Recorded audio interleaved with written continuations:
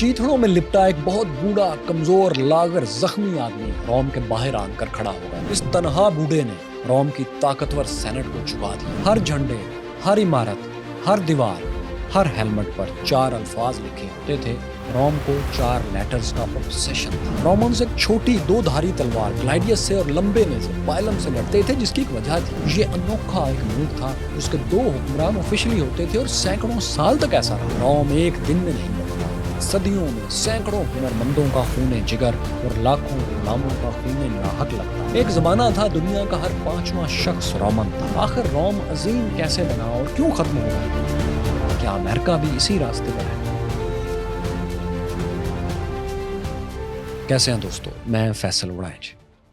جب 509 BCE میں Roman kingdom republic بنی تو اس کے بعد سے خاص طور پر 4 حروف 4 لیٹرز روم کے در و دیوار پر نقش ہونا شروع ہو گئے۔ SPQR۔ یہ 4 لیٹرز سینٹس پاپولس کے رومانس کا مخفف تھے، جس کا عمومی مطلب سینٹ اور روم کے آزاد لوگ لیا جاتا تھا۔ دراصل رومن ریپبلک میں رومنز کو فخر ہی اس بات پر تھا کہ وہ آزاد لوگ ہیں۔ آزاد کا مطلب ان کے نزدیک یہ تھا کہ ان پر کوئی مطلق العنان بادشاہ، آل پاورفل کنگ حکومت نہیں کرتا۔ وہ اپنی مرضی کی سینٹ چنتے ہیں اور حکومت ان کی مرضی سے بنتی ہے۔ اس دور میں رومن حکمران جنگ کے دوران بھی زبردستی شہریوں کو بھرتی نہیں کر سکتے تھے۔ رومنز میں سے جو اپنی مرضی سے اپنے وطن کے لیے بہادری دکھانے پر تیار ہوتا تھا، وہی بھرتی کے لیے خود آتا تھا۔ پھر یہ بھی تھا کہ رومنز اپنے حکمرانوں پر جی بھر کے کھلے عام تنقید بھی کر سکتے تھے، دیواروں پر اچھا برا لکھ بھی سکتے تھے۔ رومن ایلیٹ غلام رکھتی تھی، لیکن یہ سب باہر سے آتے تھے۔ کسی رومن شہری کو غلام نہیں بنایا جا سکتا تھا۔ ان سب باتوں میں واقعی رومنز آزاد تھے اور وہ اس پر فخر کر سکتے تھے۔ لیکن اس کے برعکس ایک بات یوں بھی تھی کہ رومن ریپبلک کا 90% سے اوپر کا طبقہ پلیبینز پر، کام کرنے والے غریب لوگوں پر مشتمل تھا۔ ان کے مقدمات کا فیصلہ 5-10% آبادی پر مشتمل ایلیٹ کلاس پیٹریشنز کے ججز کرتے تھے۔ کوئی لکھا ہوا قانون تو تھا نہیں، بس پیٹریشن ججز اپنے حساب سے کسی بھی روایت کی کوئی بھی تشریح کر کے فیصلہ سنا دیتے تھے۔ پلیبینز کے لیے یہ فیصلے اکثر تکلیف دہ صورتحال پیدا کر دیتے تھے، خاص طور پر اس وقت جب مقابلے پر پیٹریشنز کا کوئی فرد ہوتا تھا۔ پلیبینز کے لیے یہ بہت پریشانی کی، تکلیف کی بات ہوتی تھی، مگر ایسا زیادہ دیر چلا نہیں۔ ہوا یوں کہ ایک دن روم کے بازار میں ایک بیمار، لاغر، کمزور، پھٹے ہوئے تار تار کپڑوں میں زخموں سے چور ایک بوڑھا آ کر کھڑا ہو گیا۔ اس کی حالت ایسی تھی کہ اب گرا کہ اب لوگ اسے غور سے دیکھنے اور پہچاننے کی کوشش کرنے لگے۔ اوہ، یہ تو رومن آرمی کا وہ سپاہی تھا جس کی بہادری کے کبھی گیت گائے جاتے تھے۔ لوگوں نے پہچانا تو اس کے گرد جمع ہونے لگے۔ اسے کہا جانے لگا کہ بتا تیرے ساتھ کیا بیتی، کیوں بیتی؟ اس نے کہنا شروع کیا کہ کیسے وہ روم کی خاطر، اپنے وطن کی خاطر، اپنا کھیت، اپنا خاندان چھوڑ کر لڑنے کے لیے شہر سے باہر گیا، مگر جب واپس آیا تو اس کا کھیت امیر زمیندار نے اس کی فیملی سے چھین لیا تھا اور کسی اور کو دے دیا تھا۔ اس کی فیملی دربدر تھی۔ سپاہی کو جب کھیت واپس نہیں ملا تو اس نے مسلسل ادھار لینا شروع کیا۔ جب وہ ادھار بھی نہیں چکا سکا تو زمیندار نے اسے قید کر لیا۔ اب ظاہر ہے رومن شہری کو وہ غلام بنا کر تو رقم پوری نہیں کر سکتا تھا، سو زمیندار نے اسے نجی جیل میں رکھ لیا اور تشدد کرتا رہا کہ کہیں سے بھی پیسوں کا بندوبست کر کے دو۔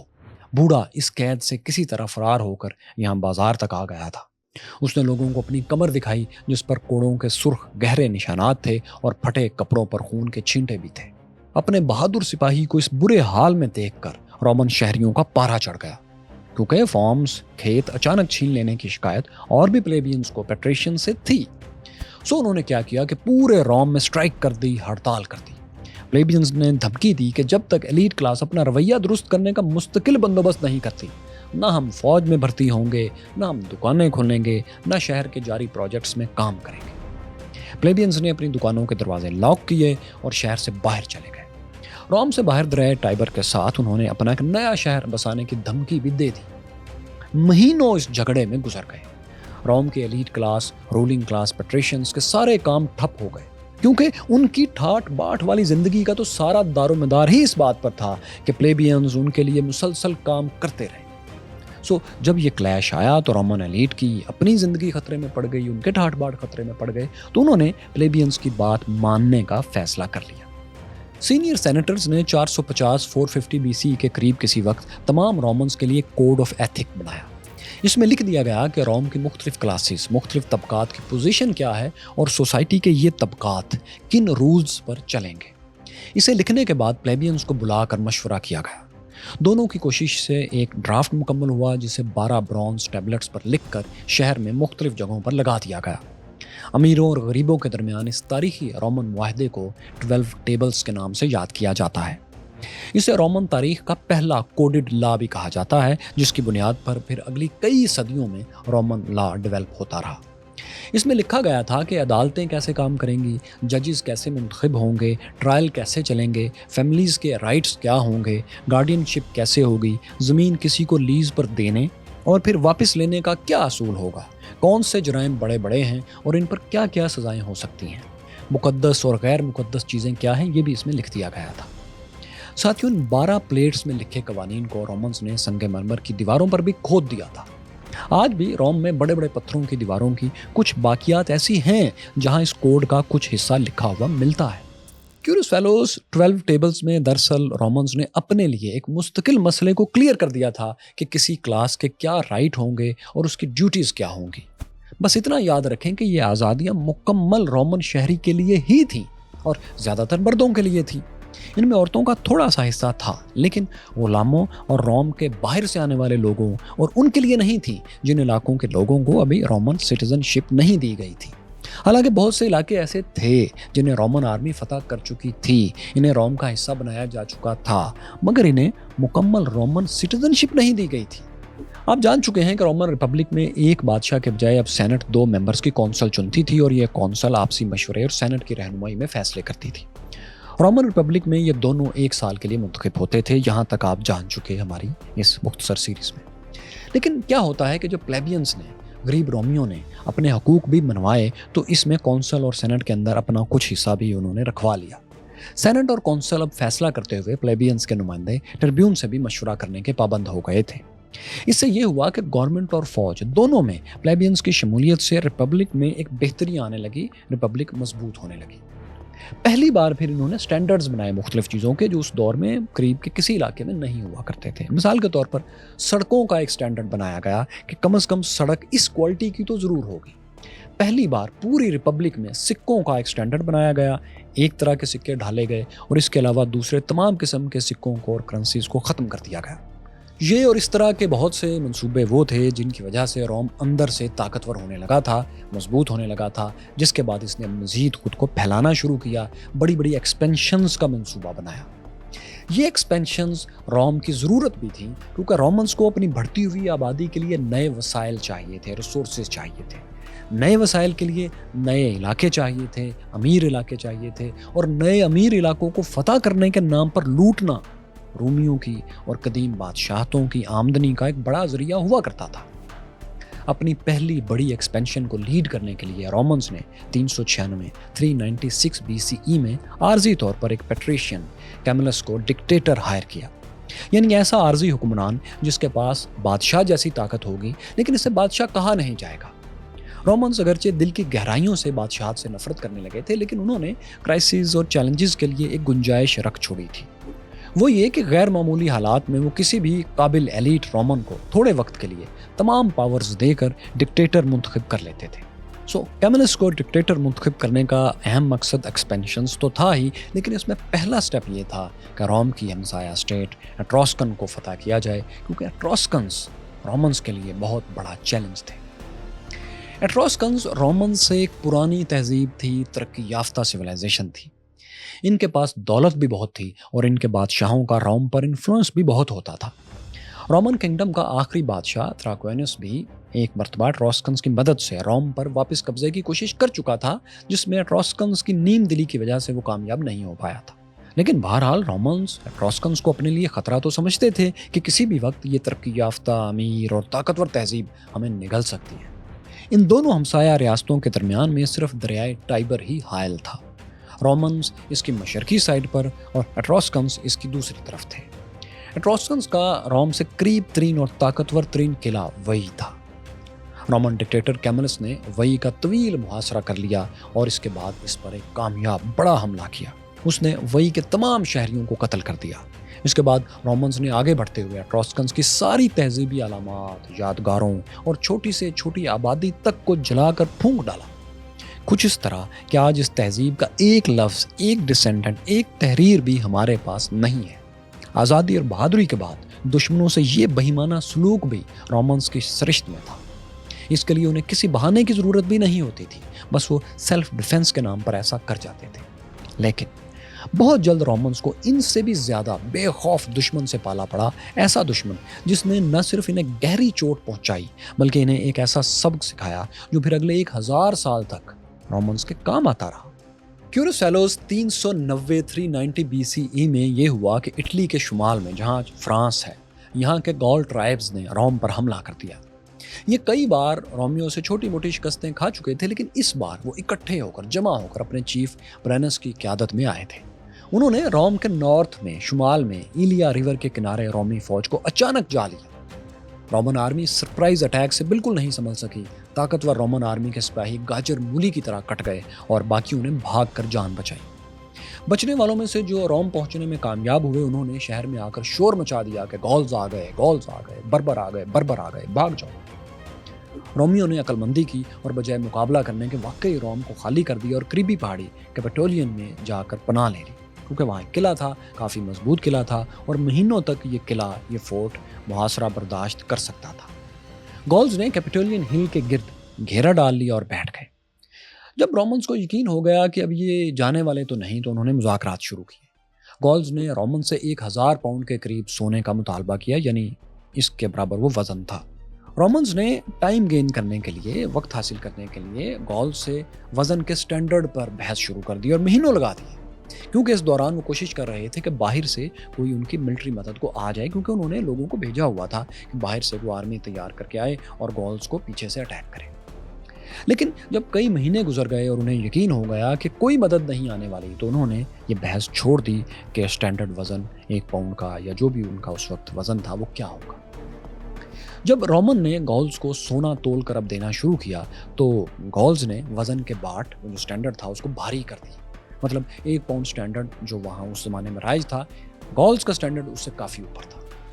جب رومنز نے شکایت کی کہ یہ تو سٹینڈرڈ وزن سے زیادہ کا باٹ ہے، تو گولز چیف برینس نے تاریخی الفاظ کہے۔ اس نے کہا، ہارنے والوں کی شرطیں نہیں ہوتی، خاموش رہو۔ رومنز نے اس ہار سے بہت سبق سیکھا۔ انہوں نے سینٹ میں لمبی چوڑی ڈیبیٹس کی اور اپنی شکست کی ایک ایک وجہ پر غور کیا۔ اس کے بعد جو نتائج نکلے ان میں سے سب سے اہم یہ تھا کہ وہ اپنی ملٹری کو، اپنی فوج کو اپ گریڈ کریں گے۔ گولز سے شکست نے دراصل انہیں بہتر ہونے میں مدد دی۔ رومنز کی بہترین خصوصیت میں سے ایک یہ بھی تھی کہ وہ بہت حقیقت پسند ہو کر اپنی غلطیوں سے سیکھتے تھے اور ان کے پریکٹیکل حل نکالتے تھے اور پھر ان پر عمل کرتے تھے۔ اس شکست سے انہوں نے اپنے ڈیفنس اور اپنی ملٹری کو اپ گریڈ کرنے کا سبق سیکھا۔ اس میں پہلا یہ تھا کہ شہر کے گرد ایک مضبوط دیوار بنائی جائے تاکہ کوئی بڑی فوج اچانک روم پر حملہ آور ہو کر اس میں داخل نہ ہو سکے۔ ایک 11 کلومیٹر طویل اور 33 فیٹ اونچی انتہائی مضبوط دیوار بنائی گئی۔ اسے مضبوط بنانے کے لیے والکینک سٹون، لاوے کے پتھر استعمال کیے گئے۔ یہ دیوار روم کی 7 پہاڑیوں کے گرد گھومتی تھی۔ اس میں 16 دروازے تھے جنہیں بند کر دیا جائے تو شہر میں داخل ہونا ناممکن تھا۔ اس دیوار کو سروین وال کہتے تھے اور اس کی کچھ باقیات آج بھی روم شہر کے گرد پائی جاتی ہیں، بلکہ کچھ دروازوں کے آثار بھی وہاں آج موجود ہیں۔ تو یہ ایک سبق تھا جس پر رومنز نے عمل کیا۔ دوسرا سبق یہ تھا کہ انہوں نے اپنی فوج میں ایسی تبدیلیاں کی کہ اس دور کی معلوم دنیا سے ان کی فوج سب سے طاقتور آرمی بن گئی۔ دراصل انہوں نے ایک بالکل نئی سٹینڈنگ آرمی کی بنیاد رکھ دی، وہی آرمی جسے آپ نے پھر ایک ترقی یافتہ شکل میں فلموں میں دیکھا ہوگا۔ تو یہ اس کی بنیاد اسی دور میں رکھی گئی تھی۔ اس سے پہلے شہری فوج لڑتی تھی اور جنگ کے بعد اس کے سولجر واپس اپنے اپنے کاموں پر آ جاتے تھے۔ نئی رومن فوج میں بھرتی اور ٹریننگ کے سٹینڈرڈز انتہائی سخت بنائے گئے۔ صرف کم عمر اور جسمانی طور پر تنومند رومن نوجوان ہی فوج میں بھرتی کیے جاتے تھے۔ رومن آرمی کو 6-6 ہزار کے فوجی دستوں میں تقسیم کیا گیا تھا، جن میں سے ہر دستے کو لیجن کہا جاتا تھا۔ ہر لیجن میں چند 100 سپاہی غیر رومن قوموں سے بھی بھرتی کیے جاتے تھے، یعنی جو رومنز کے اتحادی یا مفتوح علاقے ہوتے تھے ان میں سے یہ لوگ لیے جاتے تھے۔ رومن سولجرز کو اپنی سروس کے دوران شادی کرنے یا پراپرٹی بنانے کی بالکل اجازت نہیں ہوتی تھی۔ یہ اس لیے تھا تاکہ فوجی مہمات کے دوران یہ سولجرز اپنے بیوی بچوں اور کھیتوں کو یاد کر کے پریشان نہ ہوں اور پوری توجہ صرف جنگ پر رکھیں، روم کے دفاع پر رکھیں۔ ہر فوجی کا یونٹ ہی اس کی فیملی ہوتا تھا دراصل. یہی وجہ تھی کہ فوجی آپس میں گہرے دوست بن جاتے تھے، خاندان کی طرح، اور جنگ کے وقت کندھے سے کندھا ملا کر آخری سانس تک لڑتے تھے. یہ تاریخ کی پہلی فوج تھی جو ایک کلٹ کی طرح ریز کی گئی تھی، بنائی گئی تھی. اس کے سولجرز ایک فرقہ بند گروہ کی طرح آپس میں شیر و شکر تھے. اس کا ہر سپاہی خراب سے خراب حالات میں بھی اپنے برادر سولجر کے ساتھ کھڑا رہتا تھا. فوج کو کلٹ کی طرح ڈیزائن کرنا اور ٹرین کرنا وہ اصول ہے جس پر آج تک تمام ماڈرن آرمیز عمل کرتی آ رہی ہیں. اس نئی رومن فوج کو ٹریننگ بھی بھرپور دی جاتی تھی. ہر رومن فوجی کو 25 کلو گرام تک کا وزن اٹھا کر 5 گھنٹوں میں 36 کلومیٹر روزانہ مارچ کرنا ہوتا تھا. ٹریننگ کے دوران رومن آرمی میں ہر فوجی کو اس کا خاص ہیلمٹ دیا جاتا تھا جس پر اس فوجی کا نام، سوشل سٹیٹس اور ہیلمٹ کا وزن بھی لکھا ہوتا تھا. ہر فوجی کو اپنے جنگی سامان کی، ہتھیاروں کی حفاظت اپنی جان کی طرح کرنا ہوتی تھی. اس ہارڈ ٹریننگ کے ساتھ ساتھ سپاہیوں کو غلطیوں پر سخت سزائیں بھی دی جاتی تھیں. بعض اوقات بڑی غلطی پر یا فوجیوں کے میدان جنگ سے بھاگ جانے پر صرف بھاگنے والوں کو نہیں بلکہ پوری یونٹ کو سخت ترین سزا دی جاتی تھی. جیسا کہ ایک سزا یہ تھی کہ جس یونٹ کو پنش کرنا ہوتا تھا اسے 10-10 کی قطاروں میں کھڑا کر دیا جاتا تھا. پھر ہر 10ویں سپاہی کو اسی جگہ ڈنڈے مار مار کر ختم کر دیا جاتا تھا. اس سزا کو رومن زبان میں ڈیسیمیٹو کہتے تھے، یعنی 10ویں آدمی کا خاتمہ. انگلش میں لفظ ڈیسیمیشن اسی رومن ٹرم سے نکلا ہے جسے تباہی اور قتل عام کے معنوں میں اب استعمال کیا جاتا ہے. اسی طرح اگر کوئی سپاہی اپنی ڈیوٹی کے دوران سویا ہوا پایا جاتا تو اسے بھی پتھر مار مار کر ہلاک کر دیا جاتا تھا. ایسی سخت سزاؤں اور ٹریننگ کے علاوہ رومن فوج میں ایک اور صلاحیت بھی پیدا کی گئی تھی. وہ تھی انجینئرنگ کی کیپیبلٹی. رومن آرمی جس بھی علاقے میں جاتی وہاں وہ اپنی چھاؤنی بناتی، پل اور سڑکیں بھی خود بنا لیتی تھی. یہ صلاحیت آج کی ماڈرن فورسز کو بھی لازمی سکھائی جاتی ہیں تاکہ وہ کہیں بھی حملے کے لیے جائیں تو اپنے لیے فیوریبل حالات پیدا کر سکیں. رومن آرمی تاریخ کی پہلی پیشہ ور پروفیشنل آرمی تھی. اس کی باقاعدہ تنخواہ ہوتی تھی. رومنز نے پہلی بار فوج کے رینکس بنائے جس کے بعد سولجرز ترقی کے لیے محنت بھی کرتے اور ڈسپلن کی سخت پابندی بھی. رومی فوج کے ہتھیاروں اور ڈسپلن پر رومن ایلیٹ بہت زیادہ کام کرتی تھی، محنت کرتی تھی.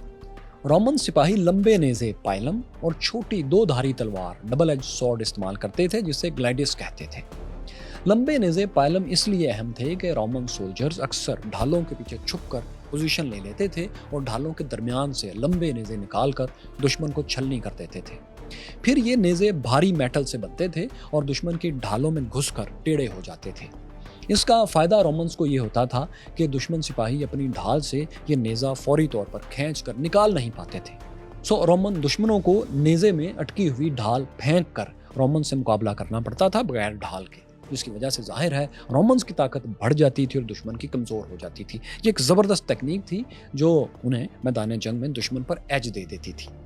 اس کے ساتھ یہ چھوٹی تلوار گلیڈیس اس لیے اہم تھی کہ ایک تو اس سے تیز رفتار حملہ کرنا ممکن ہوتا تھا، پھر اس کا فائدہ یہ تھا کہ جب رومنز فارمیشنز میں کھڑے ہوتے، قریب کھڑے ہو کر دشمن سے لڑتے تھے تو چھوٹی تلواریں ان کی آپس میں ٹکراتی نہیں تھیں. آپ ذرا تصور کریں کہ اگر سولجرز ساتھ کھڑے ہوں فارمیشن میں اور لمبی تلواروں سے لڑ رہے ہوں تو ان کی تلواریں تو آپس میں ٹکرا رہی ہوں گی. رومن سولجرز کی سیسا پلائی دیوار کو مضبوط رکھنے کے لیے، انہیں کھڑا رکھنے کے لیے اور سولجرز کے درمیان فاصلہ کم رکھنے کے لیے تلواریں چھوٹی کر دی گئی تھیں. اس بات سے آپ اندازہ لگا سکتے ہیں کہ رومنز اپنی آرمی کے ہتھیاروں اور ڈسپلن میں کس باریک بینی تک کام کرتے تھے. یہ سب تکنیکس اور باریکیاں دوستوں رومنز نے کئی صدیوں میں کئی غلطیوں سے سیکھی تھیں. انہی جینیس ٹیکٹکس نے رومنز کو ایک فارمیڈیبل، ناقابل شکست جنگی مشین بنا دیا تھا. اب گولز ان پر حملوں کا سوچ بھی نہیں سکتے تھے، مگر اس کے ساتھ مسئلہ یہ ہو گیا تھا کہ روم کی خوشحالی اور ترقی کا سارا دار و مدار ہی رومن آرمی کی مسلسل فتوحات پر ٹھہر گیا تھا. لیکن صاف ظاہر ہے کوئی بھی ریاست، کوئی بھی امپائر، کوئی بھی ملک مسلسل جنگ تو افورڈ نہیں کر سکتا، مگر روم کو اپنے سروائیول کے لیے یہ سب کرنا پڑ رہا تھا. رومن ملٹری کے سپر ملٹری بن جانے کے بعد ارد گرد کی غیر منظم قومیں ان کے مقابلے میں ریت کی دیوار ثابت ہونے لگیں. مین لینڈ اٹلی کے پورے ریجن میں چھوٹی چھوٹی ریاستیں اور شہر روم کے قبضے میں آتے چلے گئے، یہاں تک کہ رومن آرمی بڑھتے بڑھتے آج کے مین لینڈ اٹلی کے انتہائی جنوبی کنارے پر آ گئی. سامنے میڈیٹرینین سی تھا اور اٹلی کے ساحل سے بس 1-1.5 کلومیٹر کے فاصلے پر سسلی کا جزیرہ تھا. میڈیٹرینین سی اور سسلی پر اس دور کی سب سے بڑی طاقت، نیول پاور، کارتھیجین امپائر کی حکومت تھی. اپنے دور کی 2 سب سے طاقتور ریاستیں آمنے سامنے آ چکی تھیں. اس دور کے حساب سے اب ایک ہی کو بچنا تھا۔ یہ کارتھیجین امپائر ساتھیوں وہی ہے جس کے کمانڈر ہینیبل کی داستانیں اور فلمیں یقیناً آپ کی نظر سے گزر چکی ہوں گی۔ رومن ریپبلک اور کارتھیجین امپائر کے ٹکراؤ پر اور رومن ریپبلک کے خاتمے پر ساتھیوں ہم اگلی ویڈیو میں بات کریں گے، آپ ضرور دیکھیے گا۔ یہ مختصر ویلاگ سیریز آپ کو گہرائی سے بتا رہی ہے کہ کیسے ایک چھوٹا سا گاؤں ایک عظیم امپائر میں بدل گیا، اور پھر وہ کیا غلطیاں تھیں جو اس امپائر کو 2 ملین اسکوائر مائلز پر پھیلی امپائر کو لے ڈوبی۔ پچھلی قسط میں ہم نے آپ کو دکھایا تھا کہ کیسے 2 بھائیوں کو مادہ بھیڑیے نے پال پوس کر جوان کیا، اور کیسے وائلنس ان کے مائنڈ سیٹ میں چلا گیا، اور کیسے اس وائلنس نے ان گاؤں کو پھر جنم دیا۔ یہ پہلی قسط آپ یہاں دیکھ سکتے ہیں۔ یہاں دیکھیے نائٹ ٹیمپلرز اور فری میسنز اصل میں کون لوگ تھے، اور یہ رہی روتھ چائلڈ فیملی اور ان کے گرد پھیلی کہانیوں کی کہانی۔